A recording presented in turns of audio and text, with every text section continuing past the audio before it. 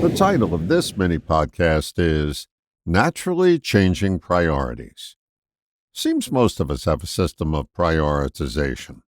Sometimes we know what it is, but most times we don't.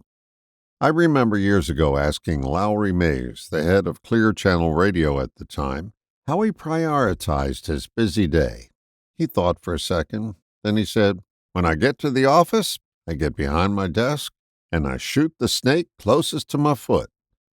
Sometimes we don't have the time to prioritize unexpected fires that just pop up. But when we do get a little more calm time, we may formally systematize what we have to do. I'm all for systems, and I'm always intrigued and sometimes inspired by how others schedule their priorities. But even the best systems seem to be a way of forcing us to prioritize. I'm more interested in priorities that come naturally and how that happens. Reminds me of a story from over half a century ago. I remember my mother commenting on the change in me in 2 days after I got married. Her comments were along the lines of going from a boy to a man in a weekend. The woman I married had 2 young children, and at some level, I knew I had to change my priorities. I didn't plan it, it just happened. That's what I'm referring to as a naturally changing priority. Some of them come with age and experience. For example, what adoring grandparent doesn't handle their grandchildren with softer gloves than they did with their own children?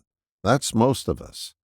What is it that can have us change priorities on a dime, naturally, that couldn't happen using the best prioritization systems available? I don't know, but I have a guess. My guess is there's a part of us that intuitively knows when a change has to happen and heads us toward circumstances that facilitate that change. Some may refer to that part of them as a guardian angel or some other personification. The name is immaterial. The fact that it happens is what's relevant. Intuitive knocks on our door are different from the incessant mind-based doorbell ringing we hear. We just have to begin to notice the difference and begin listening with more trained ears, so we can sense the difference between the two. Intuitive knocks don't arrive with trumpets blaring. They just arrive with new priorities in hand and gently walk us by the hand to a new way. I find the best way to get in touch with your angels is to allow your mind to quiet down.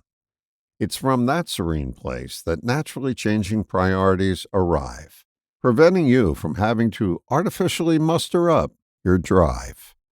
All the best, John.